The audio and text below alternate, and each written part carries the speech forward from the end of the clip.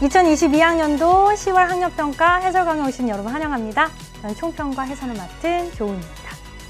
자, 일단 여러분 이 수능 전에 참 부담이 되는 시험이었을 텐데 시험 보느라고 너무너무 고생 많으셨습니다.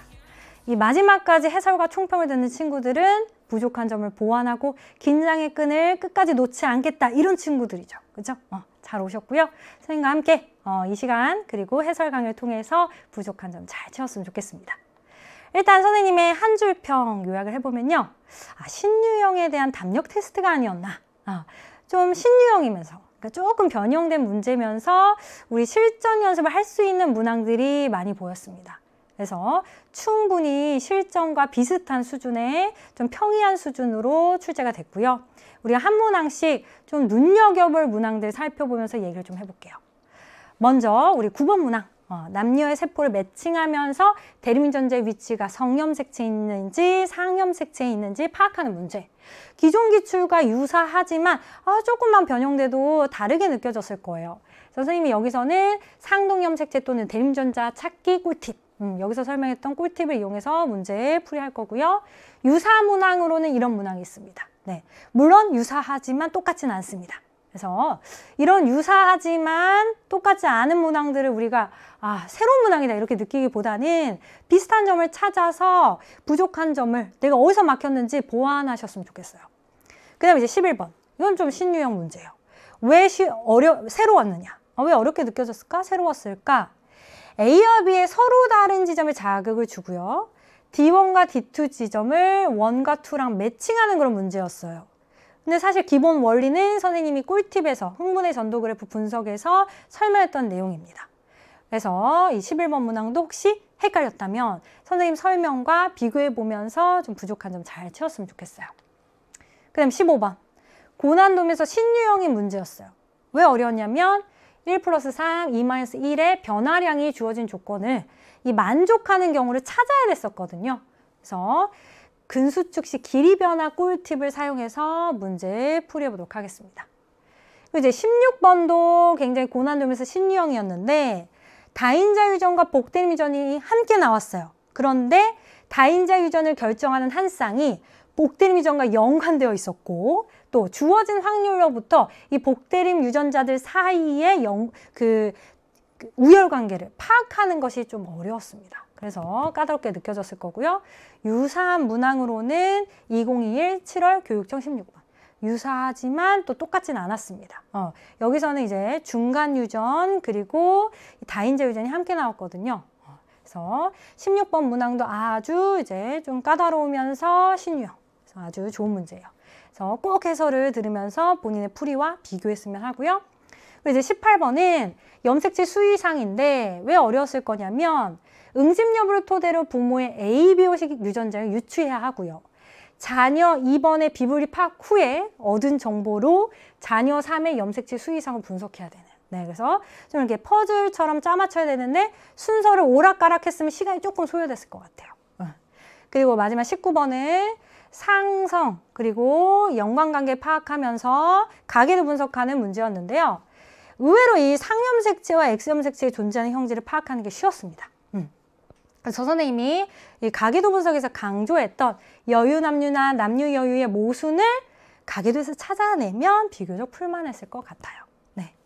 자, 그래서 고난도 문항 분석 이렇게 해봤는데 선생님과 이제 해설을 통해서 한 문항씩 자세히 살펴보면 좋을 것 같고요. 선생님이 이제 마지막으로 남은 한 달, 한 달보다 조금 남았어요. 36일. 이렇게 숫자를 얘기하면 두근두근 하지만 우리가 남은 기간 동안에 달라질 건 없습니다, 여러분.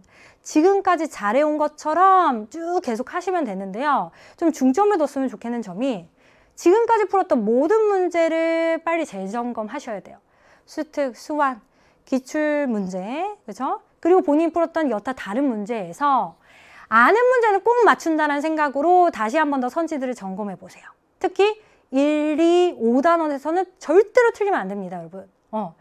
어려운 문제를 더 맞추려고 하는 것도 중요하겠지만 이미 아는 거 놓치시면 안 되겠죠? 그래서 아는 문제는 꼭 맞춘다는 생각으로 모든 문제를 재점검하면 좋겠고요.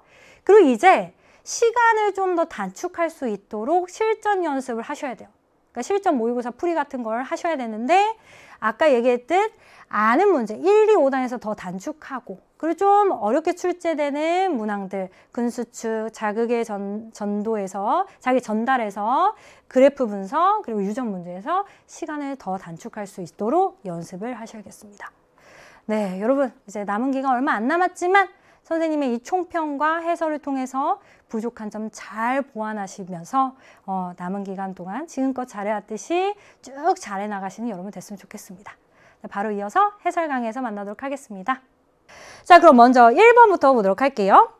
간단하게 생물의 특성에 관한 문제가 되겠습니다. 그래서 먼저 가에 대해서 읽어보면 개, 조개 등의 먹이를 섭취하여 생명활동에 필요한 에너지를 얻는다. 먹이를 섭취해서 소화시키고 그리고 이것을 세포의 생명활동인 세포호흡에 이용하여서 에너지를 얻는 거죠. 소화나 세포호흡 모두 다 물질을 분해하는 이화작용이고 이 이화작용은 물질 대사에 해당되죠. 그다음 반응 속도가 빠르고 몸이 유연하여 주변 환경에 따라 피부색과 체형을 바꾸어서 천적을 피하는 데 유리하다. 주변 환경에 따라 생물의 특성이 변화되는 것이 바로 적응과 진화의 예죠. 따라서 정답은 2번이 되겠습니다. 그래서 1번은 가볍게 풀었을 것 같고요. 또 2번 문제, 우리 소순호배, 기관계의 통합적 작용에 관한 문제인데요. 그냥 그림만 보고서도 바로 영양소를 소화시키고 흡수시킨 다음 흡수되지 않은 물질을 몸 밖으로 배출하는 A는 소화계, 다음 C는 오줌을 만들어서 배설하는 배설계, 그리고 B는 나머지 기관계 사이를 연결해주는 역할을 하죠. 바로 순환계입니다. 그래서 기억선지부터 보면 A에는 인슐린의 표적기관이 있다. 자, 인슐린 글루카곤의 표적기관 어디예요? 표적기관은 바로 간입니다. 간. 간이 A에 속하느냐 이렇게 물어보는 건데요. 간은 소화계에 속하는 기관이죠. 맞습니다. 또 다른 선지로 만약에 요소가 합성되는 기관이 A에 속한다 라고 해도 맞죠. 요소가 합성되는 곳도 간이기 때문에 또 간에 대한 설명으로 그런 선지가 나올 수 있죠. 그 다음 니은 심장은 B에 속한다. 심장, 혈관 등은 순환계에 속하죠. 맞고요. 호흡계로 들어온 O2 중 일부는 B를 통해서 C로 옮받는다. 아마 이 디귿 보기를 그냥 틀렸다고 했던 친구도 있을 수도 있어요. 왜냐? 선생님 O2는요 호흡계로 들어오잖아요. 그런데 C로 전달된다는 게 좀 약간 이상한 것 같아요 라고 생각할 수 있지만 우리 배설계나 소화계나 순환계나 호흡계 이 각각의 기관계를 이루고 있는 세포 단위에서 세포호흡이 일어나죠. 그럼 그 세포호흡에 필요한 산소를 다 공급해 줘야 됩니다.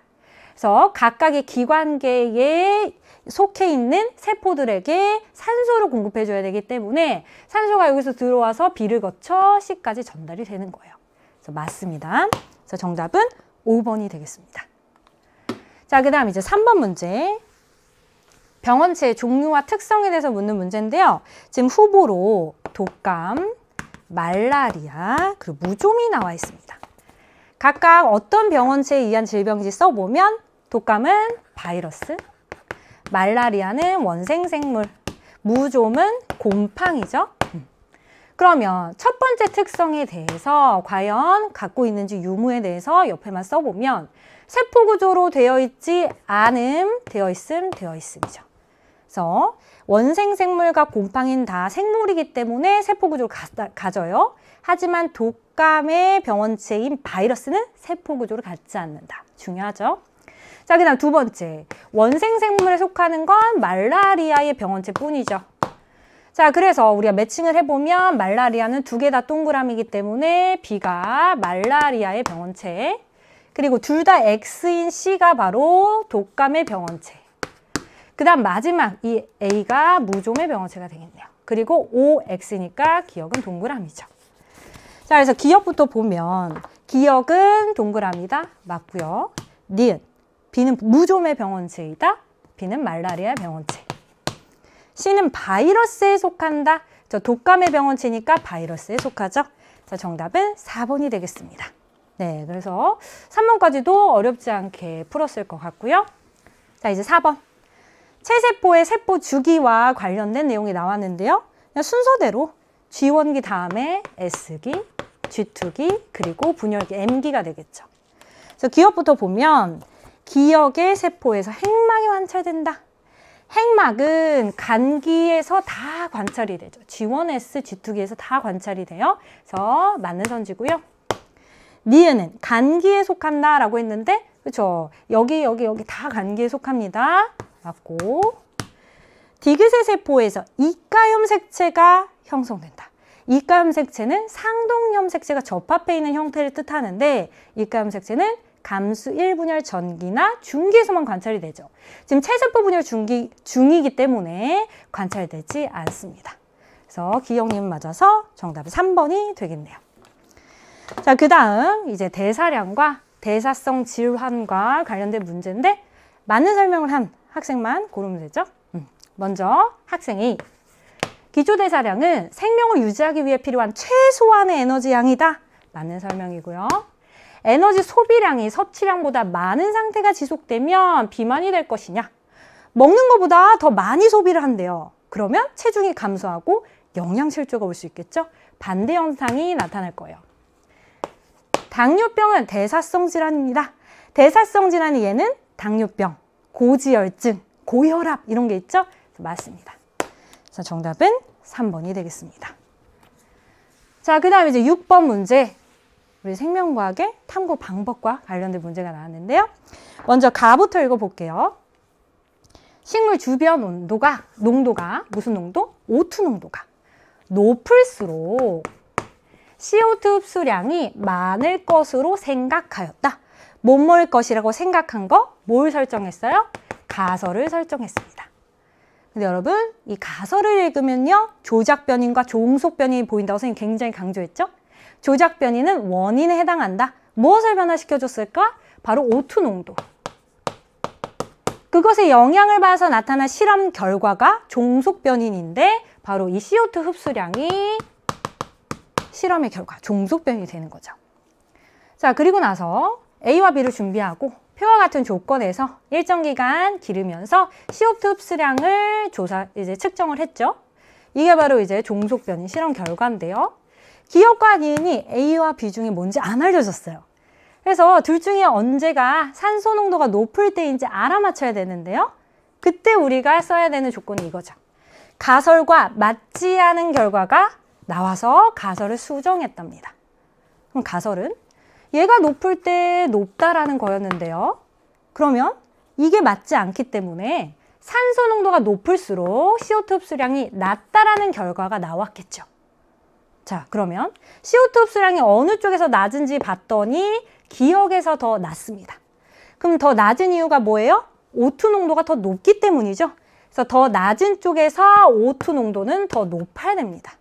그래서 기억일 때 O2 농도가 더 높은 것이다. 즉 A, B 집단 중에 B 집단이 바로 기억이고 그리고 A 집단이 니은이 되는 거죠. 자, 그럼 기억, 연역적 탐구 방법이 이용되었느냐? 연역적 탐구 방법의 특징은 가설을 설정하고 이것이 맞는지 실험을 통해 검증하는 거죠. 그래서 가설 설정하고 실험을 하고 있기 때문에 연역적 탐구 방법이 쓰였고요. 주변, O2 농도는 종속변인이냐라고 물어보고 있는데 O2 농도는 조작변인입니다. 틀렸고 기억은 A다, 기억은 B다. 그래서 정답은 1번이 되겠습니다. 그래서 일단 첫 페이지는요. 무리 없이 풀었을 것 같고요. 이제 두 번째 페이지로 넘어가도록 하겠습니다. 자, 7번 문제. 우리 이제 5단원에 있는 내용이 나왔습니다. 개체군 간의 상호작용의 유형이 나왔는데요. A와 B 중 하나는 다른 하나를 잡아먹는 포식자이다 라고 했어요. 그래서 피식과 포식. 그래서 이 7번에서 누가 피식자고 포식자인지를 알아맞혀야 돼요. 자, 선생님이 항상 개념할 때 강조했던 내용이 있는데요. 먼저 증가하고 먼저 감소하는 쪽이 먹히는 피식자이다. 또 일반적으로 피식자의 수가 포식자의 수보다는 많다. 그럼 A와 B에서 먼저 증가 감소하는 게 누군지 봤더니 A가 먼저 증가하고 B가 따라서 증가. 그다음에 A가 먼저 감소하고 B가 따라서 감소합니다. 또 수를 비교해 봤더니 A가 B 그래프보다 좀 더 높이 있고요. 그 옆에 눈금도 잘 봐야 되죠. 눈금 자체가 A가 훨씬 더 큽니다. 즉 A의 개체수가 B의 개체수보다 훨씬 더 많으며 먼저 증가하고 감소한 쪽이 A다. 즉 먹히는 쪽이 A고 먹는 쪽이 B인 거죠. 피식자, 포식자. 자, 그럼 기억부터 B는 포식자이다. 맞는 선지. 니은 T1일 때 A는 환경저항을 받지 않는다. 자, T1이거나 T2거나 상관없이 A는 항상 주변 환경에 어떤 제한적인 요건들에 의해서 영향을 받을 거예요. 뭐 먹이라든지 공간이라든지. 그래서 환경저항은 작용하고 있다. 그다음 디귿 T1일 때 B의 개체군 밀도는 T2일 때 A 개체군 밀도보다 크냐라고 물어봤는데 T1일 때 A의 개체수 이만큼이고요. T2일 때 B의 개체수 이 정도죠. 우리 개체군의 밀도는 개체수와 비례하는 값인데 개체수가 A에서가 B에서보다 훨씬 더 큽니다. 그렇죠? 눈금 자체도 크고요. 따라서 A가 더 크다라고 해야지 맞는 거죠. 자, 정답은 1번이 되겠습니다.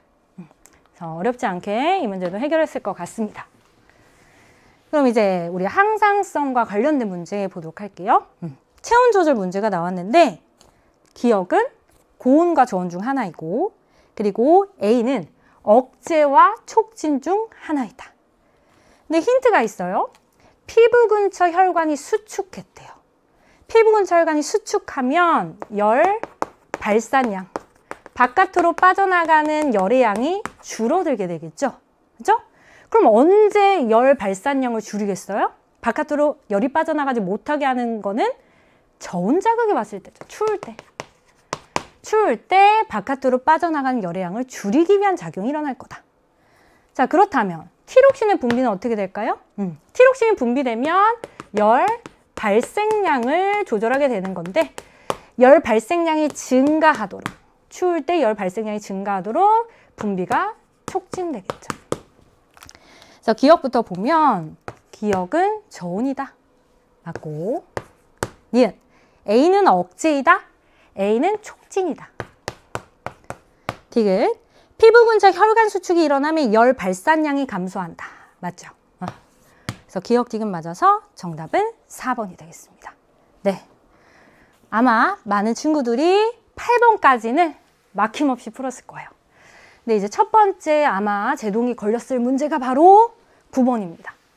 선생님이 총평에서 얘기했듯이 이 9번 문제는요. 새로 출제된 유형이 아니라 기존 문제와 유사해요. 근데 여러분들 알다시피 절대로 똑같은 문제가 안 나옵니다. 그래서 이 문제를 딱 봤을 때 좀 헷갈리고 어떻게 접근해야 될지 막막했을 거예요. 하지만 문제를 푸는 유형은 사실 다 비슷해요. 네. 그래서 선생님이 문제 푸는 그 순서를 잘 기억하면서 비슷한 문항과 더불어서 다시 한 번 더 풀어보면 좋을 것 같아요. 그래서 문제부터 읽어보면 사람의 특정 유전 형질이 두 쌍의 대립전자 라지 A, 스몰 a, 라지 B, 스몰 b에 의해서 결정이 된다. 그리고 표는 사람 P와 Q의 세포 1, 2, 3에서 이것의 유무인데 사람 P와 Q, 즉 두 명의 세포인데 3개가 나와 있다면 2개, 1개로 나뉠 거라는 거 알 수 있겠죠. 자, 그리고 이 오른쪽의 그림은 PQ 중 한 명의 생식세포에 있는 일부 염색체와 유전자를 나타내는 것이다. 생식세포니까 핵상 N이죠. 하나씩 외롭게 존재하고 있죠. 자, 그리고 이 A, B, C, D를 우리 매칭하면 되는 문제가 되겠는데요. 자, 일단은요. 1, 2, 3번. 세포가 3가지가 나왔는데 이런 문제가 나왔을 때 핵상부터 적어보기. 자, 핵상에 대한 힌트는 바로 갖고 있는 대립유전자의 개수로 파악을 해볼 수 있습니다. 지금 1번과 2번의 경우는요. 4가지 대립유전자 중에 각각 3개씩을 갖고 있어요. 그럼 어떻게 3개를 가지고 있을까?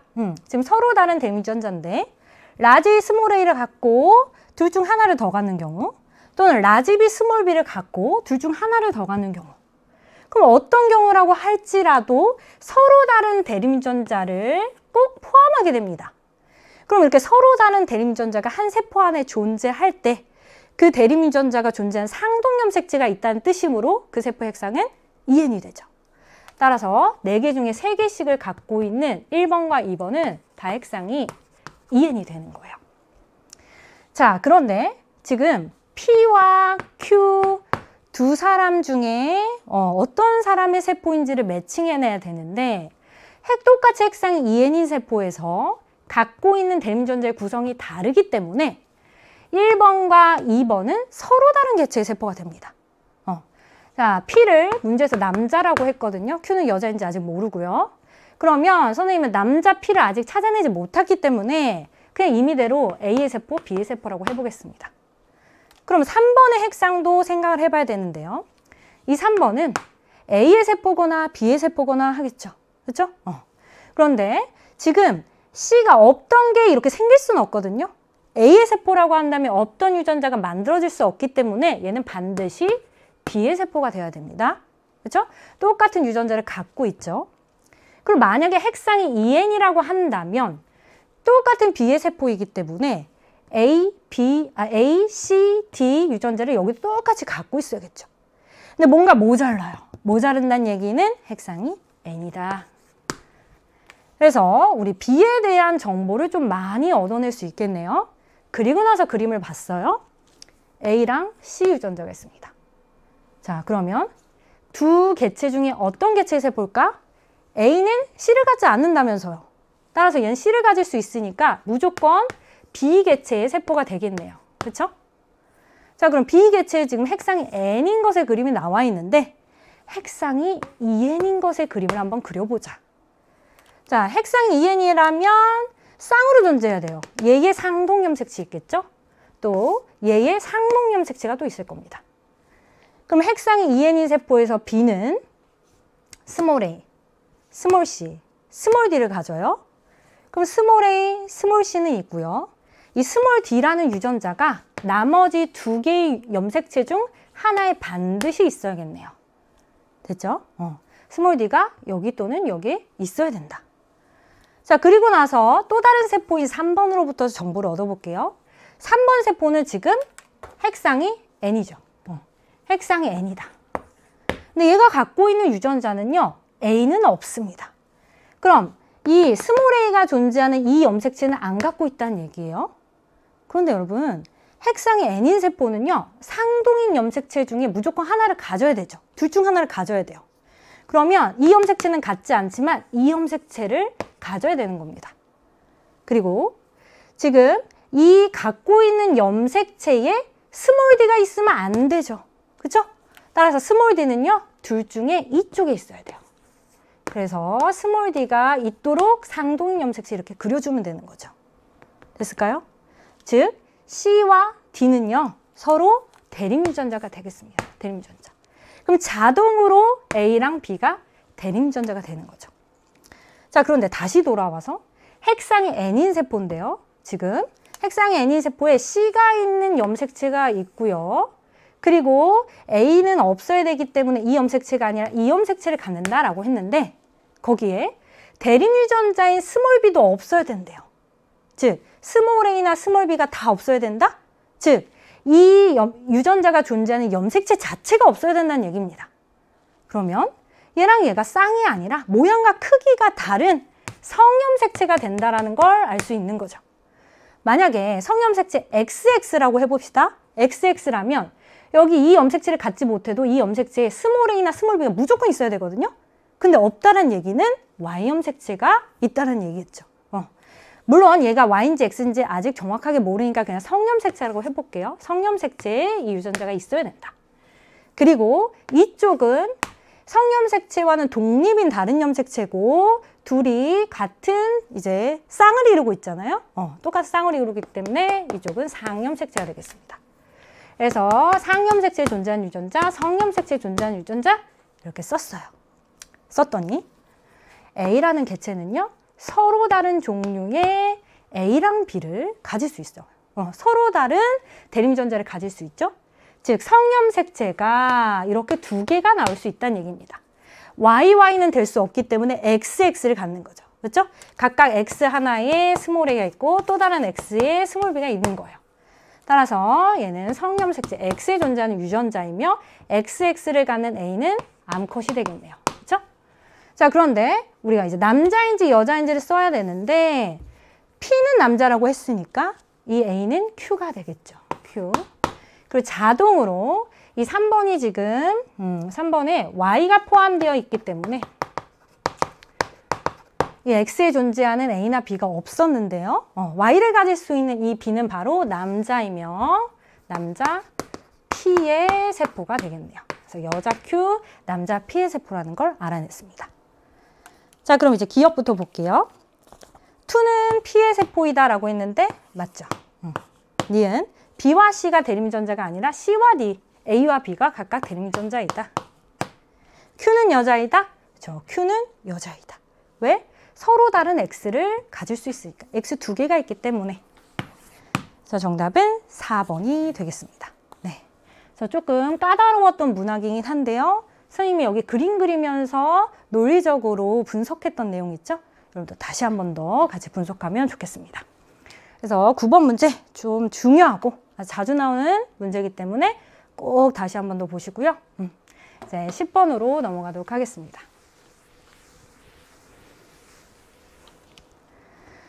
자, 이제 방어작용과 관련된 내용이 나왔는데요. 먼저 이제 가부터 읽어보면 유전적으로 갖고 기억에 노출된 적이 없는 생체 1, 2, 3, 4, 5를 준비했대요.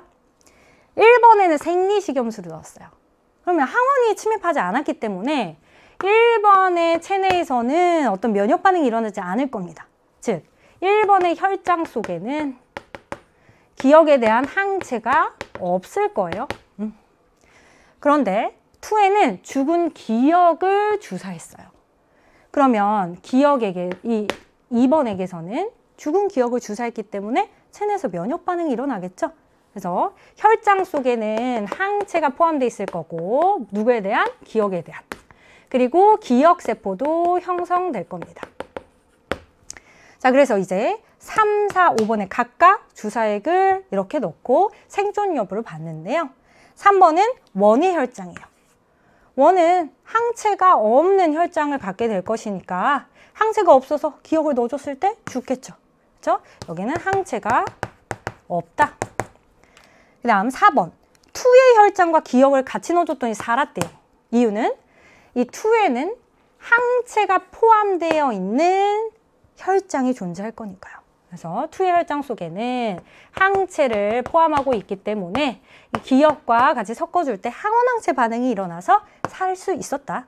그 다음 2에 기억세포를 넣어줬다면 기억세포와 기억을 같이 주사했을 때 이 5번의 체내에서는 기억세포가 빠르게 형질세포와 기억세포로 분화되고 형질세포가 항체를 생산해내기 때문에 또 항원항체 반응이 일어나서 살 수 있는 거죠. 그래서 기억부터 보면 A에는 기억에 대한 항체가 있다. 항체 없다라고 했죠. 나의 2에서 체액성 면역 반응이 일어났다. 나의 2에서 물어봤는데요. 죽은 기억을 주사했을 때 이렇게 항체가 형성된 것, 이런 것을 체액성 면역 반응이라고 하죠. 그렇죠? 형질세포가 항체를 생산해낸 것, 체액성 면역 반응이 일어났다. 다의 5번에서 기억에 대한 기억세포로부터 형질세포로의 분화가 일어났다. 그래서 항체가 생성됐고 항원항체 반응이 일어나 살 수 있었던 거죠. 그래서 정답은 5번이 되겠습니다. 네. 자, 그 다음 11번 문제. 자, 우리 막전이 변화 그래프 해석 문제가 되겠는데요. 자, 이 문제도 신유형이기 때문에 조금은 생소했을 수 있습니다. 하지만 기본적인 선생님이 항상 강의 때 얘기했던 꿀팁을 사용하면 문제를 정확하고 빠르게 풀 수 있습니다. 그래서 문제 접근하는 방법 다시 한 번 더 이제 다시 되살려 볼게요. 자, 그림은 A와 B의 지점 D1과 D2의 위치. 센티미터 그런 거 없어요. 속도도 정확히 안 나와 있어요. 그리고 그래프가 지금 안 나와 있긴 하지만 그래프에서의 뭐 미리세크 시간도 안 나와 있습니다. 정확한 계산 필요 없는 거죠. 자, 그런데 A의 D1과 B의 D2의 역지상의 자극을 동시에 해줬다. 자극을 준 지점이 다르기 때문에 일단 헷갈렸을 거예요. 그리고 T1과 T2일 때 A의 1, A의 2, B의 1, B의 2 각각의 막전이가 나타나 있습니다. 자, 그런데 중요한 것은 기역과 니은은 각각 마이너스 10과 플러스 20 중 하나이다. 자, 요거 먼저 생각을 해볼게요. 막전이 변화 그래프를 그려봅니다. 역지상이 자기고 오면 탈분국, 재분국, 다시 분국이죠? 그러면 마이너스 10인 지점 두 지점을 표시해보면 탈분국, 재분국 이렇게 나오고요. 플러스 20인 지점도 표시해보면 탈분국, 재분국 두 지점이 나와요. 그죠? 그럼 맨 왼쪽부터 오른쪽까지 써볼게요. 왼쪽부터 오른쪽까지를 써보면 마이너스 10일 때 그 다음 플러스 20 그리고 또 플러스 20 그리고 마이너스 10 이렇게 나옵니다. 탈분국, 탈분국, 재분국, 재분국이죠. 선생님 꿀팁에서 강조했던 내용 왼쪽에 있다라는 것은 덜 진행됐다는 걸 의미한다. 즉, 덜 진행됐다는 것은 자극이 나중에 왔다는 것이다. 오른쪽에 있다라는 것은 더 진행됐다는 것이다. 즉, 자극이 먼저 왔다라는 걸 의미하는 거예요. 여기까지 됐죠? 다시 이제 문제로 가서. 자, T2는 T1 이후의 시점이다 라고 했네요. 그러면 각 지점에서 T1보다는 T2가 더 진행된 거예요. 그 위아래 값을 비교할 때 더 진행될수록 오른쪽에다 그려야겠죠? 됐어요? 더 진행되니까 이 T1일 때보다는 T2일 때가 더 오른쪽에 그래프에 표시해야 된다. 그게 됐죠? 그리고 또 한 가지 조건이 B가 A보다 빠르다. 이런 조건이 있습니다. B가 A보다 빠르다. 자, 그래서 이 조건들을 생각하면서 우리가 각 지점을 매칭을 해볼 텐데요. 일단은 자, 기본적인 제일 이제 문제 접근할 때 많이 쓸 수 있는 조건이 뭐냐? 최초 자극을 준 지점의 막전위부터 찾아보자. 지금 문제에서 1, 2가요. 각각 D1인지 D2인지 안 알려줬거든요. 그러면 우린 최초 자극을 준 지점의 막전위를 생각하면서 한번 찾아봅시다. 최초 자극을 준 지점 A에선 D1, B에서는 D2예요. 서로 자극을 준 지점은 다르지만 동시에 줬어요. 그럼 T1일 때도 T2일 때도 이 두 지점의 막전위는 동일해야 됩니다. 왜? 동시에 자극을 줬고 또 일정 시간 후에 또 막전위 측정하면 똑같을 것이기 때문에. 자, 그러면 이게 만약에 D1이고 얘가 D2라고 해봅시다. 서로 다른 지점이어야 되기 때문에. 그러면 최초 자극을 준 지점의 막전위를 봤더니 둘이 서로 다른 값이죠. T1일 때도 T2일 때도 다른 값이에요. 따라서 1이 D1이 아니라 2가 D1이 되는 거고 1이 D2가 되면 어떨까? 이제 생각해보는 거죠. 자, 첫 번째가 틀렸기 때문에 두 번째가 맞아야 되는데 그러면 동시에 자극을 준 두 지점은 T1일 때나 T2일 때나 막전위가 똑같아야 된다는 거예요. 그럼 마이너스 70이면 여기도 마이너스 70, 마이너스 80이면 여기도 마이너스 80. 가능하죠. 따라서 2는 D1이고 1은 D2다. 자, 이제 우리가 궁금한 건 이 두 지점. 이 두 지점의 막전위 비교입니다. 자, 일단은요. 이 기역과 니은, 니은과 기역 사이의 관계부터 다시 얘기를 해보면 T1보다는 T2가 더 진행된 후기 때문에 그래프에서 더 오른쪽이죠. 얘가 왼쪽이면 얘는 오른쪽이에요. 얘도 왼쪽이면 얘는 오른쪽입니다. 그죠? 그리고 A의 D2 지점과 B의 D1 지점을 이제 비교를 해봐야 돼요. 서로 다른 지점이죠. 근데 비교할 수 있어요. 뭐 때문에? B에서의 속도가 더 빠르다는 것 때문에. D1에 최초 자극을 주고 A의 D2까지 가는데 걸린 시간이 있겠죠. B에서 D2에 자극을 주고 B의 D1까지 가는데 걸린 시간이 있을 거예요. 같은 거리입니다. 그런데 누가 더 빨라요? B가 더 빨라요. 그러면 B는 더 빨리 도착해서 일정 시간 후에 딱 막전위 측정했을 때 더 많이 진행된 상태여야 돼요. 그래서 B가 더 진행되고 A는 속도가 느리니까 자기 늦게 와서 덜 진행됐을 거예요. 즉, 같은 시점일 때를 비교해보면 A의 D2보다는 B의 D1이 더 진행돼야 된다는 얘기죠. 그렇죠? 그래서 이쪽에 B의 D1 쪽은 A의 D2보다는 더 오른쪽에 있어야 되고 더 진행됐으니까. 그리고 A의 D2는 더 왼쪽에 있어야 되는 거예요. 자, 그럼 정리해 봅시다. 자, T1일 때요. A의 D2보다는 B의 D1이 더 오른쪽에 있어야 돼요. 그쵸? 오른쪽. 그리고 얘는 더 왼쪽에 있어야 돼요. 그쵸? 그리고 T2일 때도 비교해보면 자, 이 니은과 기역 사이에서 비교하는 겁니다. 그러면 얘보다는 얘가 더 오른쪽에 있어야 돼요. 그쵸? 이 두 지점 사이에서는 비교했을 때 기역보단 니은이 오른쪽에 있고 또 얘보다는 얘가 더 오른쪽에 있고 종합을 해봅시다. 가장 왼쪽에 있는 건 누구냐? 왼쪽에 있는 A 중에서도 더 왼쪽에 있는 기역이다. 그쵸? A의 기역이 가장 왼쪽에 있을 것이다. 그죠? 그럼 가장 오른쪽에 있는 거 누구이냐? 오른쪽에 있는 것 중에서도 더 많이 진행된 B의 기역이다. 자, 기역값이 어차피 똑같아야 되죠? 똑같아야 되죠? 마이너스 10으로 똑같은 겁니다. 그죠? 그리고 나머지 이 플러스 20이라는 값이 B의 니은과 그리고 A의 니은인데요. 둘 중에 어떤 게 B의 니은이고 A의 니은인지는 사실 이 문제 통해서는 모릅니다. 탈분국 중이고 재분국 중인 거 둘 중에 누가 B의 니은이고 A의 니은인지는 모른다. 하지만 정확하게 A의 기역과 B의 기역은 매칭해낼 수 있다. 같은 값이면서 가장 왼쪽에 가장 오른쪽에 있어야 되기 때문에. 네. 자, 그러면 기역부터 볼게요. 1은 D1이다. 1은 D2입니다. 틀렸고요. 니은은 플러스 20이다 라고 했는데 니은이 어찌됐든 플러스 20이죠. 디귿 T1일 때 A의 D2에서 탈분국이 일어나고 있다. T1일 때 A의 D2는요. 요 A의 기역이죠. A의 기역 마이너스 10이고 탈분국 맞습니다.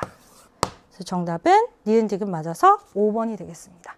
네, 이 문제 좀 많이 어려워 보이지만 다시 한 번 더 얘기하면 같은 지점에서 더 진행됐다면 오른쪽에 그리고 같은 시점에서 서로 다른 지점이긴 하지만 속도가 더 빨랐던 B는 더 많이 진행돼서 얘보단 오른쪽에 있어야 된다. 네, 그게 포인트였습니다. 11번도 비슷한 문항들과 함께 꼭 다시 한 번 더 정리해 보시면 좋겠습니다. 자, 그 다음에 이제 12번 문제 보도록 하겠습니다. 삼투압 조절과 관련된 문제가 되겠고요. 지금 A, B, C 세 사람이 나와 있어요. 좀 흥미로운 내용인데 일단 B는요. 물을 1리터나 마셨대요. 그리고 A와 C 둘 중 한 명은 아무것도 마시지 않은 사람 또는 기역이 물에 녹아진 용액 1리터를 마신 사람이에요. 근데 이 기역 자체가 ADH를 억제하거나 촉진하는 물질 중 하나이다. 굉장히 어렵게 써놨지만 일단 선생님은 오줌 생성량만 비교를 해볼게요. 오줌 생성량이 A보다는 B보다는 C가 더 많습니다. B는 물을 1리터나 먹은 사람인데요. 물을 1리터나 먹은 사람보다 더 많이 오줌을 싼대요. 그럼 뭔가 인위적으로 물을 더 많이 배출하게 하지 않았을까? 이런 생각이 일단 들어야 됩니다. 그러면 이 C의 경우는 오줌을 더 많이 쌌다. 이 얘기는 ADH를 어떻게 했을 때일까요? ADH는 오줌을 못 싸게 하는 호르몬이에요. 만약에 ADH를 촉진한다면 오줌 생성량이 줄어들어야 됩니다. 근데 얘는 반대로 오줌 생성량이 증가했기 때문에 ADH를 촉진하는 기역을 먹은 사람이 되는 거예요. 그리고 물 1리터를 마신 사람보다 오줌 생성량이 적은 사람은 아무것도 안 마신 사람. 그래서 얘는 아무것도 안 마신 사람이 되는 겁니다. 그래서 기역부터 보면 기역은 ADH 분비를 억제, 아니 촉진입니다. 그래서 틀렸고 기역을 물에 녹인 용액을 마신 사람은 바로 누구? C다. 자, 그 다음 마지막 디귿. 우리 디귿에서 B의 혈중 ADH 농도를 묻고 있어요. 그게 T3일 때가 T1일 때보다 높냐 이렇게 물어보고 있는데요. 문제 다시 보세요. T2일 때 B가 물을 1리터 섭취했다라고 했습니다. 물을 섭취하기 전후를 비교하는 건데요. 물을 섭취하고 난 다음엔 수분을 재흡수할 필요가 없잖아요.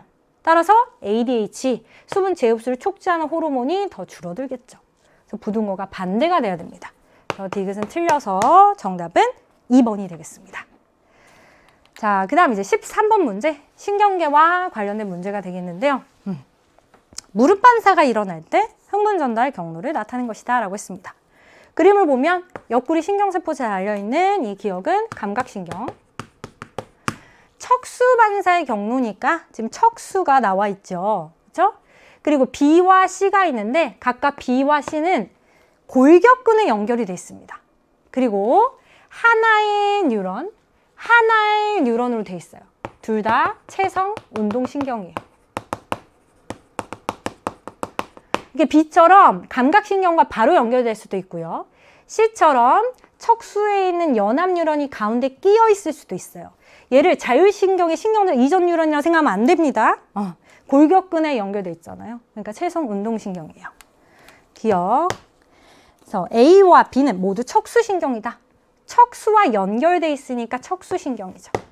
우리 말초신경계를 해부학적으로 구분할 때 뇌와 연결돼 있으면 뇌신경, 척수와 연결돼 있으면 척수신경이죠.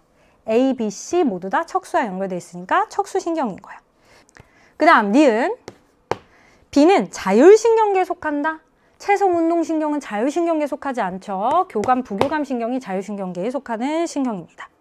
자, 그 다음 디귿. C는 후근을 이룬다. 자, 체성운동신경은 전근을 이룬다. 운전 기억하세요. 전근입니다. 자, 정답은 1번이 되겠습니다. 자, 그 다음 이제 14번 문항. 5단원과 또 관련된 문항이 나왔는데요. 일단 1, 2, 3이 각각 1차 소비자, 3차 소비자, 생산자 중 하나이며 또 A와 B가 생산자와 소비자 중 하나이다. 우리 탄소순환에서요. 대기 중에 CO2를 광합성을 통해서 받아들이고 호흡을 통해서 다시 내보낼 수 있는, 왔다 갔다 하게 할 수 있는 이 B는 바로 생산자죠. 먹이 사슬에 따라 A로 이동하고 있으니까 이 A는 1차 소비자가 되겠습니다.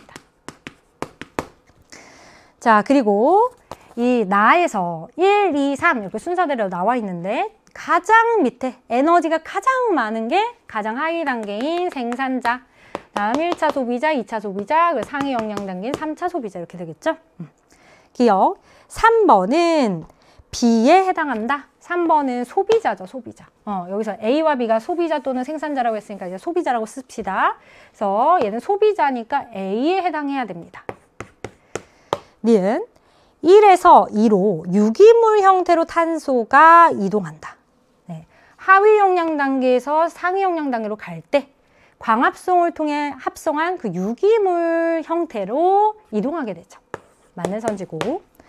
나에서 1차 소비자의 에너지 효율을 구하라 라고 했는데 전 영양 단계 보유한 에너지 총량분의 현 영양 단계 보유한 에너지 총량 곱하기 100이니까 1000분의 100 곱하기 100 하면 10%죠.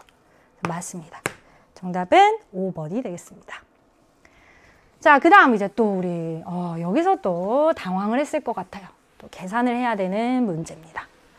그래서 근육 원성묘마디 X의 구조가 나와 있고요. T1, T2 시점에서 X의 길이 1 플러스 3, 2 마이너스 1 나와 있어요. 1, 2, 3은 각각 기역, 니은, 디귿 구간 중 하나입니다. 매칭을 해야 돼요. 자, 그런데 이제 유일한 힌트가 여기 있죠. A와 B는 각각 2.4와 2.2 중 하나이다. 그러면 과연 T1에서 T2로 갈 때 근육이 수축했는지 이완했는지 이게 이제 중요한 쟁점이에요. 만약에 근육이 수축했다면 A가 2.4, B가 2.1 거고요. 근육이 이완했다면 2.2, 2.4가 돼야겠죠. 그러면 이완일 때를 생각해 볼게요. 이완이라면 노란색으로 표시해 보겠습니다. 이완이라면 2.2가 2.4가 될 것이고 즉 근육 원성미마디 길이가 0.2만큼 증가하겠죠. 이 전체 길이가 0.2만큼 증가할 때 기역 하나는 0.1만큼 그리고 니은은 마이너스 0.1 변화량이 부호가 반대면서 그 절대값은 똑같죠. 디귿은 얘랑 변화량이 똑같아요. 플러스 0.2가 될 것이다. 됐어요? 이완했을 때 기준을 써보는 거예요. 자, 그랬을 때 1 플러스 3와 2 마이너스 1의 길이가 어떻게 될 것이냐 이거 좀 생각해 볼게요. 자, 1 플러스 3가 일단 또 세 가지가 나옵니다. 어떻게? 기역 플러스 니은, 니은 플러스 디귿, 기역 플러스 디귿 이렇게요. 근데 선생님이 일단 기역 플러스 니은을 제꼈어요. 이유는 기억 플러스 니은을 더해보면 변화량의 값이 0입니다. T1일 때랑 T2일 때랑 그 변화량이 0이라면 여기도 그냥 0.8이 되고 여기도 0.8이 되거든요.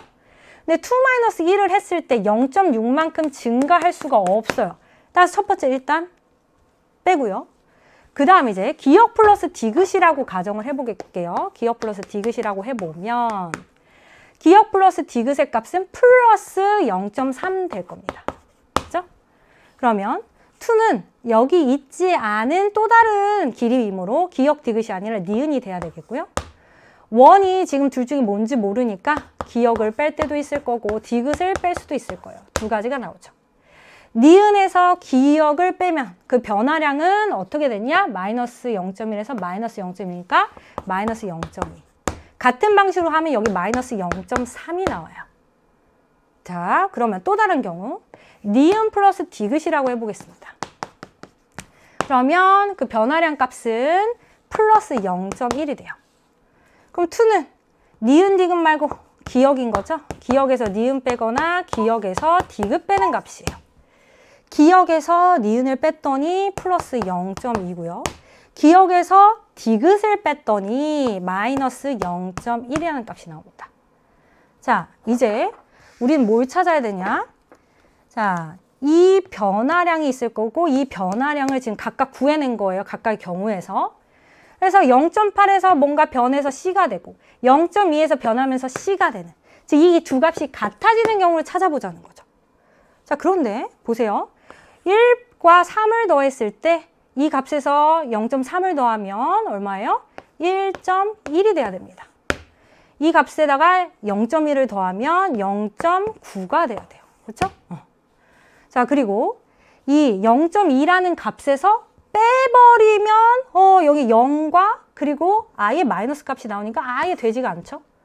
똑같은 C가 나와야 되는데, 그렇죠? 이 값이 나와야 되는데 얘도 마찬가지 똑같은 값이 여기서도 안 나오고 여기서도 안 나옵니다.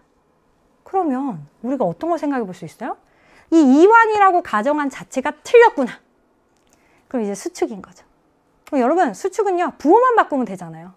마이너스, 마이너스, 플러스, 마이너스.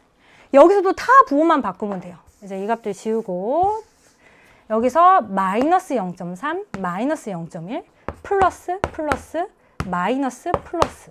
이렇게 해봤을 때 어떤 값이 똑같이 C라는 값이 나오는 경우가 있는지 보는 거죠.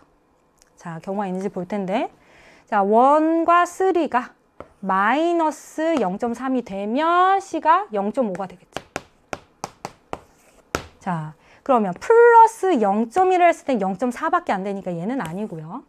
플러스 0.3을 하게 되면 똑같이 0.5가 나옵니다. 그래서 이 경우가 맞는 거죠. 이 경우. 근데 나머지도 한번 확인해 볼게요. 여기다 0.1 더하면 0.1 빼야 되죠. 0.1을 빼면 0.7이 돼야 돼요. 그렇죠? 플러스 0, 그냥 0.7이 돼야 되고 다음 여기서 마이너스 0.2를 하게 되면 그게 0이고 플러스 0.1을 하게 되면 0.3이니까 모순이 또 발생하죠. 어찌 됐든 우리가 이제 모순이 발생하지 않으면서 딱 이 값이 나오는 경우는 이 경우인 거예요. 그래서 1과 3가 기억 플러스 디귿이고 2가 니은이면 1이 디귿인 거죠. 1이 디귿, 3가 기억. 이렇게 매칭할 수 있습니다. 근데 여러분 사실 시험장에서 시간도 없는데 선생님처럼 이렇게 다 경우를 써가지고 문제 풀기가 어려웠을 거예요. 그래서 이제 그럴 때 우리가 경험에 의해서 직관을 발휘할 수 있죠. 그렇죠?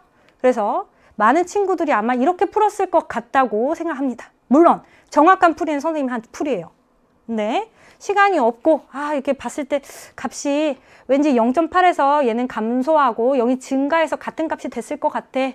뭐 이런 생각도 해보고 그리고 얘를 다 더했을 때 2 플러스 3가 1.0인데 이 값이 2 플러스 3가 왠지 기억 플러스 니은이어가지고 좀 어렵긴 하죠. 대단한 추측이긴 하지만 기억 플러스 니은의 값은 변하지 않으니까 여기서도 C를 더했을 때 두 개의 C가 1.0일 것이야 해서 0.5, 0.5 이렇게 경험에 의해서 또 문제를 쉽게 풀었을 수도 있습니다. 하지만 정확한 풀이는 선생님이 이렇게 한 거예요.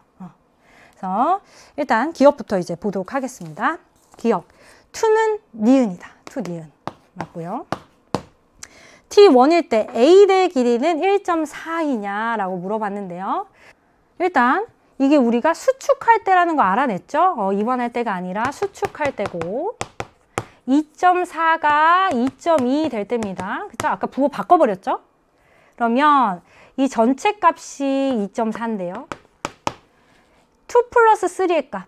즉 이거 다 값을 더해버리면 1.0이라는 값이 나오는데 기억 플러스 니은의 값이 양쪽에서 1.0씩이다. 1.0. 1.0 양쪽을 빼면 가운데 디귿 0.4가 나온다. 디귿이 0.4이면 기억은 합해서 0.8이 돼야 되니까 0.4죠 또. 0.4. 그러면 니은이 0.6입니다. 그럼 니은 양쪽이 똑같이 0.6이니까 A 대 길이 여기서부터 여기까지 더하면 1.6이죠. 니은 틀렸어요. 1.6. 디귿. T2일 때 기억의 길이는 디귿의 길이보다 기냐 이렇게 물어봤는데 자, 우리 x의 길이가 0.2만큼 증가하면 기억은 마이너스 0.1이 된다. 디귿은 마이너스 0.2가 된다. 이미 구해놨죠. 이 값에서 마이너스 0.1이면 0.3이고요. 이 값에서 마이너스 0.2면 0.2입니다. 즉, T2일 때 기억이 디귿보다 더 기네요. 그렇죠? 그래서 더 길다. 맞습니다. 정답은 그래서 3번이 되겠습니다. 네. 이 문제도 굉장히 까다로운 문항이지만 네, 선생님이 이제 정석대로 풀이했던 것도 한번 보시고 그리고 여러분이 시험장에서 어떻게 풀었는지 모르겠어요. 그래서 선생님의 풀이 방법을 일단 듣고 혹시 더 좋은 방법이 있거나 선생님에게 물어보고 싶은 내용이 있다면 물어보시면 좋겠습니다. 자, 그 다음에 이제 16번 다인자 유전이 나왔죠. 그렇죠? 문제 일단 꼼꼼히 읽어보도록 할게요. 이 문제도 조금 변형된 것 같아요. 예전에 나왔던 문항에서 조금 더 업그레이드 된 문제. 내용부터 써보면 가는 A, B, D에 의해서 결정되고 대문자 수에서 결정되는 다인자 유전이다. 그리고 나는 한 쌍의 대립유전자에서 결정되니까 단일인자 유전인데요. 대립유전자가 E, F, G 세 종류가 있어요. 즉 복대립 유전이죠. 복대립. 그런데 이제 FF인 사람과 FG인 사람이 표현형이 같다. 얘는 F에 의한 표현형이 나타났는데 얘도 F에 의한 표현형이 나타나야 되니까 F가 G에 대해서 우성이 돼야 되는 거죠. 근데 E는 모르겠어요. 얘를 이제 넣어야 됩니다. 그림은 남자 기역과 여자 니은의 세포에 있는 일부 염색체를 나타낸 것이다 라고 했는데요. 중요한 건 이제 연관관계를 파악해야 되는데 가를 결정하는 이 세 유전자는 각각 다 독립이에요. 각각 다 독립이에요. 그런데 이 나를 결정하는 유전자랑 D가 서로 연관돼 있죠. 이것이 문제인 거죠. 그렇죠? 자, 그러면 문제 이제 접근해야 되는데 여기 이제 힌트가 나와 있어요. 기역과 니은 사이에서 A가 태어났는데 이 A에게서 가와 나의 표현형이 모두 기역과 같을 확률이 32분의 3이다. 그러면 기역의 표현형을 한번 써봅시다. 기역에 가에 대한 표현형, 나에 대한 표현형을 써볼 텐데요. 가는 대문자 수에서만 결정되니까 대문자 몇 개? 3개. 3개이면서 나는 지금 유전자형이 G인데 G가 나타내는 표현형이 있을 거예요. 그 표현형은 이것의 우열관계에 따라 달라질 거거든요. 그래서 이 문제가 까다롭습니다. 얘가 연관돼 있으면서 우열을 알려주지 않았거든요. 그럼 우린 이 값을 통해서 이 복대립 유전에서의 유전자들 사이에서의 이 우열관계를 파악해야 되는 거예요. 네, 그래서 좀 까다롭죠? 자, 그러면 이제 뭐부터 고려를 해볼 것이냐? 일단 얘랑 얘가 이렇게 떨어져서 생각을 해봅시다. 가를 결정하는 A랑 B는요. 독립이에요. 독립. 얘는 일단 생각하지 말고 A와 B에 대해서만 생각을 해보는 거예요. 그럼 기역이 라지, 스몰 A, 라지 B, 스몰 B고요. 니은은 라지, 라지, 라지 B, 스몰 B입니다. 이 사이에서 A가 태어날 때 우리 대문자 수만 고려하면 되는 거잖아요. 그쵸? 얘는 항상 라지 A를 하나 줄 거고요. 여기선 라지 A 또는 스몰 A 두 가지. 자, 여기서 라지 B 또는 스몰 B 두 가지. 여기서도 라지 B 또는 스몰 B 두 가지 이렇게 줄 겁니다. 따라서 지금 일단 대문자 한 개는 무조건 있어야 돼요. 대문자 수만 써볼 텐데 한 개는 기본적으로 갖고 있고요. 나머지 세 자리에 하나 더 있어서 전체 2개거나 또는 3개거나 4개까지도 가능하죠. 대문자 수가 1개부터 4개까지 가능하다. 각각의 확률을 구해볼 텐데 일단 분모는 동일하게 2의 3승이죠. 2의 3승인데 세 자리 중에 한 자리도 대문자가 안 온다면, 즉 3시 0이라면 대문자가 하나도 없어요. 소문자만 쭉 있고 여기 대문자 1개만 있으니까 전체 대문자 수 1개가 되는 거죠. 그런데 이미 1개 있는데 셋 중에 1개를 더 뽑아요. 그러면 전체 대문자 2개. 3시 2를 해버리면 셋 중에 2개를 뽑아버리니까 전체 3개. 3시 3을 하게 되면 전체 대문자 수 다 채워져서 4개 이렇게 되는 겁니다. 그럼 확률을 써볼게요. 8분의 1, 3, 3, 1이 되는 겁니다. 됐어요? 여기까지는 아주 쉽게 나왔어요. A와 B에 의해서의 대문자 개수 1, 2, 3, 4까지 나올 수 있고 1, 3, 3, 1, 8분의 1, 8분의 3, 8분의 3, 8분의 1 확률이다. 자, 그러면 이제 기역과 니은에 옆에 연관되어 있는 거 있죠? 연관되어 있는 거에 의해서 만들어지는 자손에서의 표현형 한번 생각을 해보겠습니다. 이게 이제 조금 까다로우니까 표로 그려볼게요. 기역과 니은에서 각각 만들 수 있는 생기세포. 일단 기역에서는 라지 D와 G가 연관되어 있죠. 그리고 스몰 d와 라지 연관. 둘 중 하나를 줄 겁니다. 니은에서는 라지 D랑 G, 스몰 d랑 F. 자, 그럼 여러분 D는요. 대문자만 생각하면 돼요. 2개 더하면 대문자 2개. 그죠? 대문자 1개. 여기도 1개, 여기는 0개입니다. 그 다음 G인 경우는 표현형이 뭐 할 거 없이 G에 의한 표현형. 그 다음 F랑 G가 함께 있으면 F가 우성이니까 F에 의한 표현형이 나올 거고요. 그럼 여기는 2G고 유전자량이 여기는 2F인데요. 지금 우열관계를 명확하게 몰라요. 우열관계가 무려 3가지가 있을 수 있어요. 어떻게 3가지냐? 2가 가장 우성이에요. F랑 G는 우열관계 이렇게 돼 있죠? 또는 FG보다 2가 가장 열성이거나 또는 F랑 G 사이에 2가 이렇게 껴있는 경우 이렇게 3가지가 나옵니다. 그죠? 각각의 경우일 때 얘네들의 표현형이 달라져요. 그러니까 굉장히 문제가 까다롭죠? 자, 먼저 생각해 볼게요. 2가 G랑 함께 있을 때. 자, 1번 같은 경우 2가 드러날 거예요. 1번에는 2가 드러나요. 그런데 3번에서도 2가 드러나요. 1번과 3번의 경우는 2라는 표현으로 드러날 거고요. 근데 2번의 경우에서는 2G가 같이 있을 때 G가 드러나죠. 좀 복잡해 보이지만 일단 써봅니다. 나중에 아주 쉽게 풀 거예요.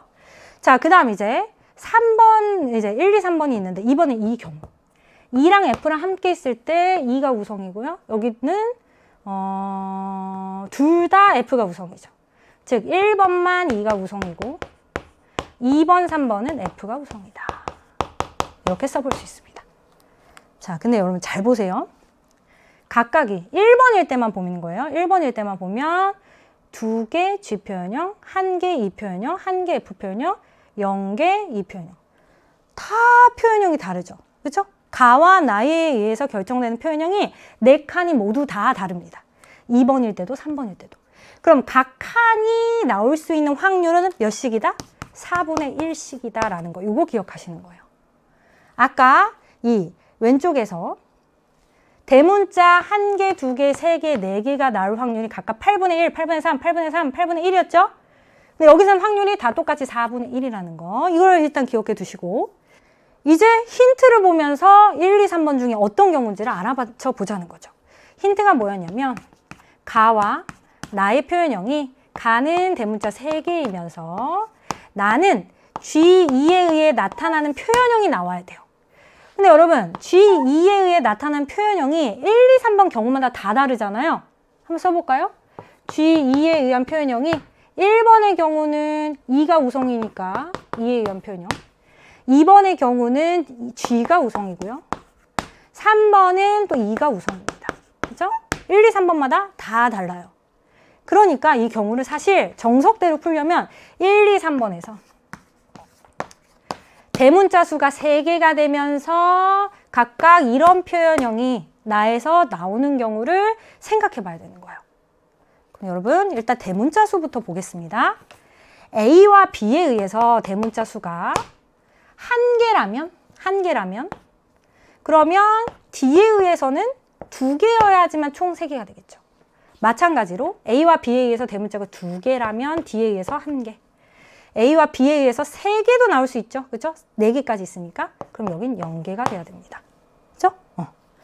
자, 그러면서 동시에 우리는 이런 표현형 각각 이런 표현형일 때를 생각을 해봐야 되는 거거든요. 그렇죠?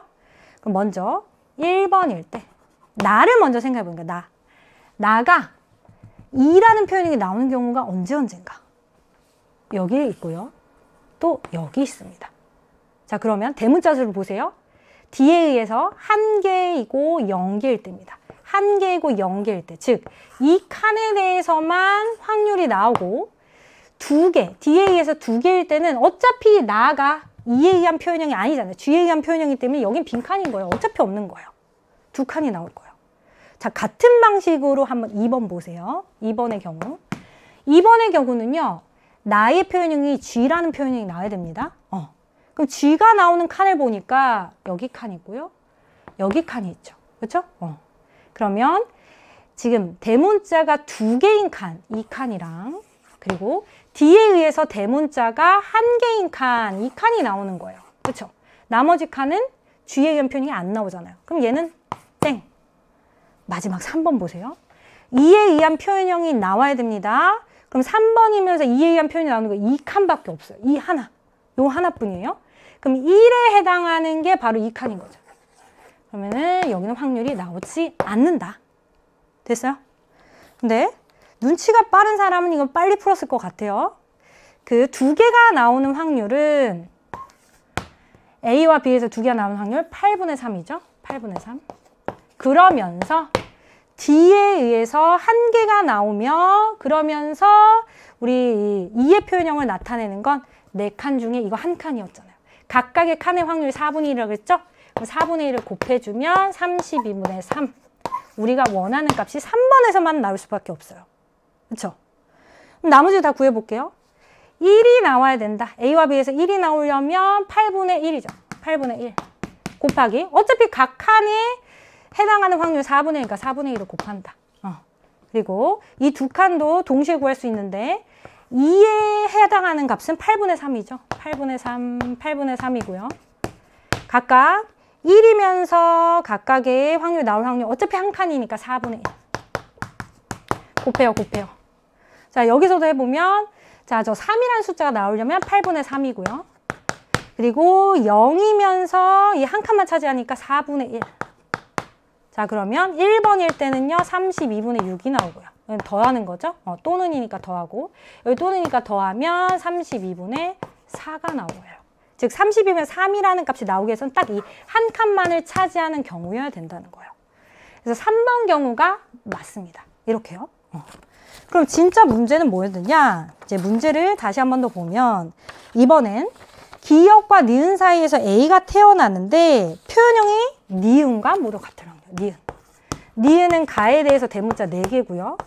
나에 대해서는 지금 GF예요. 근데 3번 경우니까 GF가 같이 있을 때 F에 의한 표현형이 나타나야 된단 말이죠. 자, 그럼 이번에도 이 4라는 값을 생각해 보기 전에 F부터 한번 생각해 봅시다. F라는 값이 언제 나오느냐? F가 여기랑 여기서 나오죠. 그쵸? 3번이니까. 그럼 F라는 게 D에 의해서 대문자 하나 있고 F가 나오는 경우 그러면 A와 B에 의해서는 대문자가 3개 있어야 되는 거죠. 그리고 이번엔 D에 의해서는 대문자 0개예요. 그럼 A와 B에 의해서는 4개가 있는 경우 이렇게 되는 거죠. 그럼 확률 씁시다. 아까 대문자 3개인 거 8분의 3이고요. 곱하기 각 칸은 4분의 1이니까 4분의 1 플러스 자 대문자 4개일 확률 아까 8분의 1입니다. 곱하기 그리고 각 칸의 확률이 아까 4분의 1이니까 4분의 1을 곱해요. 자, 그러면 32분의 4니까 약분해서 8분의 1이 되는 거죠. 그래서 굉장히 까다로운 문항입니다. 맞아요. 근데 이 32분의 3이 나오는 경우를 굳이 계산하지 말고 좀 센스 있게 봤으면 문제 풀릴 수 있어요. 여기 선생님 초점을 맞춘 건 바로 나에서 표현형이 나오기 위해서는 대문자 D의 숫자가 얼마가 돼야 되며 그럼 나머지 A와 B의 대문자는 얼마가 돼야 되느냐. 이 방식으로 문제를 풀었어요. 많이 까다롭습니다. 네. 근데 아주 좋은 문제니까 좀 여러 번 선생님이 했던 방식을 떠올리면서 문제 풀어보면 좋을 것 같습니다. 네. 자, 그럼 이제 17번 문항 보도록 할게요.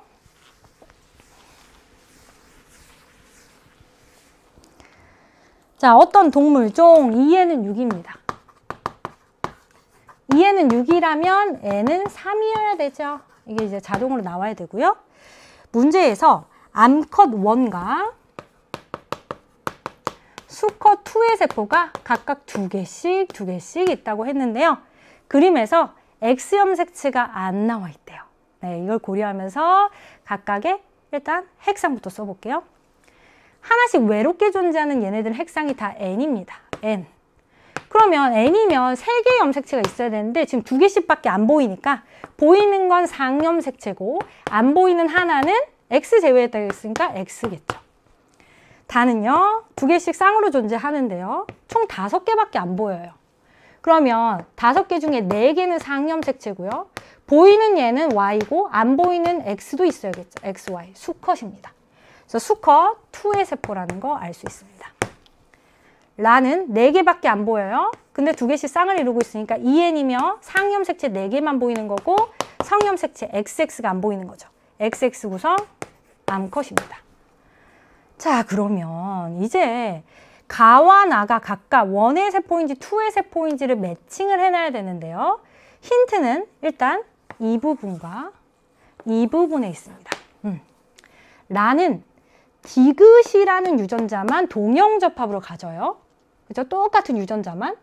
그러면 이 원의 세포는 핵상의 N인 세포에 디귿이라는 유전자를 갖는 이 색깔의 염색체가 꼭 있어야 돼요. 근데 봤는데 얘가 만약에 이 원의 세포라면 이 회색 염색체에 디귿이 있어야 되는데 지금 기억이 있죠. 따라서 원의 세포가 아니라 얘는 무조건 2의 세포다. 그럼 2가 2개면 1도 2개니까 여기는 원의 세포가 되는 거죠. 자, 그럼 이 디귿이 뭘까라고 봤더니 이 회색인 세포에 라지비가 있네요. 그럼 라지비만 동형접합으로 갖는 거예요. 그리고 흰색인 이 니은 염색체는 니은을 갖고 있는 염색체는 리을이 아니니까 여기에 있는 유전자가 돼야 되는 거죠. 그러면 이형접합으로 갖고 있고 얘는 동형접합이니까 원의 유전자형은 얘는 라지 스몰 A 이형접합, 그리고 라지비 이렇게 되겠네요. 자, 그러면 이제 또 다른 다를 봅시다. 니은만 가지고 있는데 이 니은에 존재하는 유전자를 또 다른 세포로 봤더니 스몰 A예요. 스몰 A만 가지고 있고요. 그리고 여기 스몰 A만 가지고 있는데 이쪽에 이제 기역이 보입니다. 기역. 여기 디귿이 있으니까 이쪽에 기역이 있겠죠. 이형접합이네요. 라지비 스몰 A. 기역부터 가는 원의 세포이다. 가는 2의 세포입니다. 틀렸고 디귿은 B이다. 라지비죠. 디귿은 라지비다. 2는 가의 유전자형이 스스라라이다. 스스라스죠. 그래서 정답은 2번이 되겠습니다. 네. 자, 그 다음 이제 18번 문항. 비분리와 관련된 문항이 나왔습니다. 근데 지금 생명도 나오고 ABC식 혈액형도 나오니까 꽤 이제 복잡했을 거예요. 그래서 문제 조건 다시 한번 보면요. 지금 이 표는 자녀 원의 적혈구와 응집 반응을 시킨 결과래요. 적혈구엔 뭐가 있죠? 응집원이 있습니다. 그런데 A랑 B는 각각 응집됨 또는 안됨 중 하나래요. 어머니, 아버지는 결과가 같고 자녀 2, 3이 같답니다. 자, 그러면 지금 자녀 1의 혈액형이 뭔지 봤더니 A형이래요.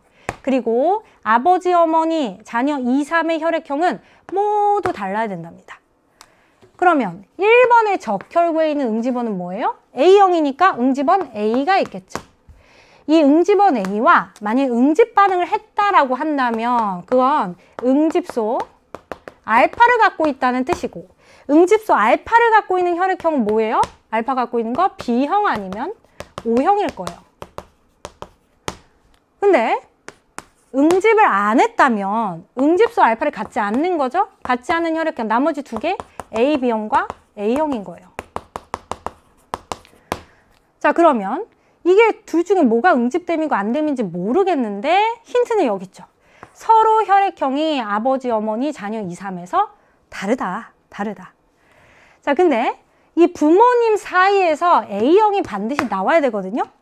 부모님이 이거 둘 중 하나일 건데 이 사이에서는 A형이 안 나오잖아요. 즉 부모님은 B형 또는 O형이 아닌 거예요. 즉 응집됨이 아니다.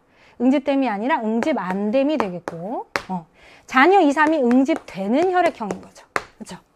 그러면 이제 가계도로 구성해서 써보면 부모님 중 한 사람은 AB고 한 사람은 A형이고 그리고 자녀 1번이 아까 A형이었죠.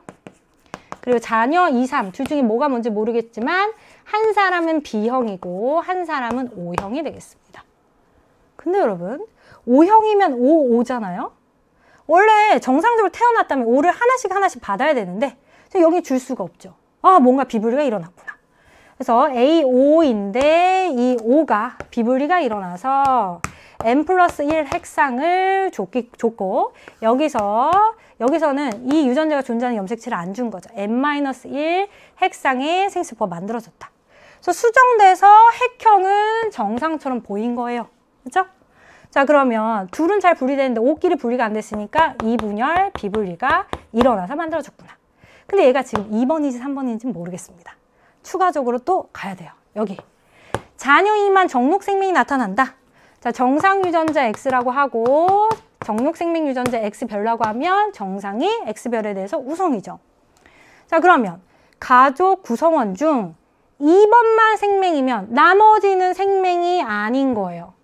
그럼 아버지 생명 아니니까 XY 그리고 어머님도 생명이 아니니까 이렇게 돼야겠죠? 근데 자녀 2가 핵형은 정상이면서 생명이려면 X별 그럼 X별을 아빠가 줄 수 없으니까 엄마는 보인자 이렇게 돼야 됩니다. 그죠? 그럼 아빠는 아무것도 안 줬네요. 이 성염색체는. 그럼 아버지가 자녀 2한테 준 건 뭐만 준 거다? 상염색체만 22개 준 거다. 그 어머니가 상염색체 22개에 성염색체를 X 2개 준 거예요. 그러면 X랑 X별은 잘 분리되는데 X별끼리 분리가 안 됐으니까 이것도 이분열, 비분리 결과 만들어진 거네요. 그럼 자녀 2가 이 성염색체 비분리에 의해서 만들어졌으면 자동으로 자녀 3이 이제 A별식 혈액형이 존재하는 상염색체 비분리겠구나. 그럼 아까 이 O형이 비분리가 일어나서 만들어진 이제 사람인데 여기가 자녀 3번이고 여기 자녀 2번이 되는 거겠네요. 자, 그러면 이제 자녀 2번은 정자 1과 난자 2가 수정되었다라고 했는데요. 정자 1 속에는 22개의 상염색체가 있었고요. 난자 2에는 22개의 상염색체 플러스 X별, X별이 있었습니다. 자녀 3은 정자 3번과 난자 4번이 수정되었다. 근데 누가 부모인지를 지금 모르거든요. 근데 여기 힌트가 있어요. 세포 한 개당 염색체 수는 1번과 3번이 같다. 1번은 N-1이에요. 근데 3번도 그럼 N-1이래요. 즉 N-1 핵상의 정자를 만들 수 있는 이 AB형이 아버지, N+1 핵상의 난자를 만들 수 있는 이 A형이 어머니가 되는 겁니다. 그렇죠? 자, 그럼 이제 기억부터 볼게요. 세포 한 개당 X염색체 수는 3번이 1번보다 크다. 자, 이 3번은요. 3번의 정자는 N-1이긴 한데요. 딸이 태어났죠. 자녀 3번 딸. 그럼 X를 하나 포함하고요. 이 A별식 혈액형이 존재하는 상염색체가 하나 부족한 경우예요. 그래서 핵상이 N-1인 거죠. 그래서 3번에는 X염색체가 하나가 있습니다. 3번에는 한 개가 있고요. 근데 1번의 경우는 지금 상염색체만 있죠. 그래서 X의 개수는 3번이 1번보다 큽니다. 그래서 기억 맞고. 니은 아버지 A별식 혈액형을 물어봤는데 AB형이다. 디귿 4번이 형성될 때 염색체 비분리가 어디서 일어나느냐? 자, 우리 4번이 형성될 때 얘가 이제 4번이죠. 이때 이분열에서 비분리가 일어났다. 그래서 디귿은 맞는 선지예요. 그래서 정답은 3번이 되겠습니다. 그래서 이 18번 문항도 좀 어려워 보이지만 차분히 일단 이 내용을 해석을 해내셔야 되고, 다음 주어진 조건, 이 조건을 이용해서 퍼즐처럼 좀 맞추면 풀 수 있을 것 같죠? 네, 그래서 18번도 다시 한 번 더 풀어보면 좋겠고요. 자, 이제 대망의 19번. 네, 마지막 어려운 문제인데요. 생각보다 마지막까지 정신 잘 차렸다면 이 문제는 풀 수 있었을 것 같습니다. 뭘 놓쳤는지 다시 한 번 더 설명을 통해 확인해 보면 좋을 것 같아요. 자, 일단 가, 나, 다 각각 라지, 라지비, 라지디가 소문자에 대해서 우성이다 이런 얘기가 나와 있는데요. 이 중 두 개가 X의 연관이고 나머지 하나는 상염색체 있다. 근데 이 가계도가 생각보다 많은 걸 알려주고 있어요. 가계도에 이 범례표 표시해 볼게요. 나, 다음 가, 얘는 가나, 다, 그리고 가. 일단 우열관계 파악이 되죠. 둘 다 정상인데 가가 툭 튀어나왔어요. 툭 튀어나온 가가 정상에 대해서 열성. 그럼 이제 습관적으로 얘가 열성임을 알았으니까 열성 X라면을 가정해 보는 거죠. 그럼 여자가 유전병일 때 남자도 유전병이 돼야 되는데 딸이 가인데 아버지가 가가 아니죠. 6번, 3번을 보니까 모순이 발생한다. 즉 X염색체 유전이 아니라 상염색체 유전이구나. 굉장히 많이 선생님과 연습했습니다. 가계도 분석 연습에서 기본으로 다뤘던 내용이에요. 또 해결되는 부분이 있는지 봤더니 얘가 상염색체 존재하면 얘는 X연관이에요. 그러면 X염색체 존재하는 형질이니까 열성 X 아니면 우성 X인 거 아니에요? 그래서 나가 있는 사람을 찾아봤더니 여기 있습니다. 나가 있는 남자인데 남자가 유전병인데 엄마가 유전병이 아니죠. 그쵸? 남녀 여유가 성립하지 않으니까 우성 X가 아니다. 그렇다면 열성 X가 되는 거예요. 열성 X 염색체의 형질이구나. 여기까지도 파악이 됐습니다. 자, 그러면 문제에서 기니디가 각각 후보가 라지 A, 라지 B, 스몰 d 중 하나다라고 했는데요. 5번을 통해서 우리가 일단 5번이 가와 나가 다 있으니까 유전장을 한번 써볼게요. 가가 있는데 상염색체니까 스몰 a, 스몰 a. 나가 있는데 X에 있으니까 스몰 b, y입니다. 그럼 5번에서 각각을 써보면 라지 A 없고요. 라지 B 없고요. 스몰 d는 모르겠어요. 그런데 값이 1, 0, 0이네요. 그럼 이 스몰 d 값이 1이 돼야겠고, 즉 기억이 스몰 d고 니은과 디귿이 라지 A, 라지 B 중 하나가 되겠네요. 자, 그럼 6번도 가봅시다. 6번은 가가 있습니다. 그럼 가가 있으면 스몰 a, 스몰 a죠. 스몰 a, 스몰 a. 다음 나는 없습니다. 그쵸? 나는 없고. 자, 아까 전에 근데 선생님 놓친 게 있네요. 다시 돌아와서 5번이 스몰 d가 있는데 이 스몰 d는 얘랑 연관돼 있잖아요. 그쵸? 근데 스몰 d가 있는 5번이 정상으로 표현됐어요. 그럼 스몰 d가 정상 유전자, 라지 d는 다 유전자죠. 5번은 남자이기 때문에 X를 한 개만 가져서 갖고 있는 유전자가 그대로 형질로 드러나죠. 자, 여기까지 됐으면 이제 6번 다시 갑니다. 6번은요. 스몰 d만 2개 갖고 있대요. 스몰 d, 스몰 d 이렇게 돼 있는구나. 그죠? 자, 그러면 라지 A는 지금 6번은 같지 않아요. 그죠? 스몰 d는 2개 갖고요. 0인 값이 니은이죠. 따라서 니은이 라지 A고 디귿이 라지 B구나 라는 걸 알 수 있는 겁니다. 그리고 나서 이제 봤더니 A와 B를 우리는 알아내야 돼요. 문제에서 분명히 확률을 물을 거거든요. 여기서. 근데 A와 B가 여잔지 남잔지 모르겠는데 여기 힌트가 있습니다. 스몰 d가 존재하는 X염색체가 얘는 2개란 뜻이에요. X가 2개니까 여기가 여자, 여기가 남자입니다. 그 유전장을 한번 써볼게요. 일단 라지 A가 1개 있어요. 얘는 상염색체 존재하죠. 얘도 마찬가지. 남자인데 라지 A가 하나 있고 상염색체니까 나머지는 스몰 A일 거예요. 이렇게 이형적합이죠. 그리고 이 B랑 D가 연관되어 있는데 A는 스몰 D가 2개고요. 라지 B가 하나 있어요. 그럼 나머지 X에 스몰 B가 있겠죠. 이형적합. 여기는 X가 1개뿐이에요. 그 1개뿐인 X에 라지 B랑 라지 D가 연관되어 있는 거네요. 스몰 D가 없으면 라지 D가 있겠구나. 이렇게 구했습니다. 자, 기억부터. 다는 우성형질이다. 맞죠? 3번은 니은과 디귿을 모두 갖는다? 니은과 디귿, 라지 A랑 라지 B를 모두 가지면 둘 다 표현형이 정상이 나와야 돼요. 둘 다 정상이죠. 맞습니다. 마지막 디귿. A와 B 사이에서 아이가 태어났는데 가만 발현될 확률. 그럼 가만 발현되려면 가해 유전자형이 스몰 a고요. and 나가 정상이어야 되죠. 라지 B를 하나 이상 가지며 그 다음 다는 정상 유전자 스몰 d만 가져야 돼요.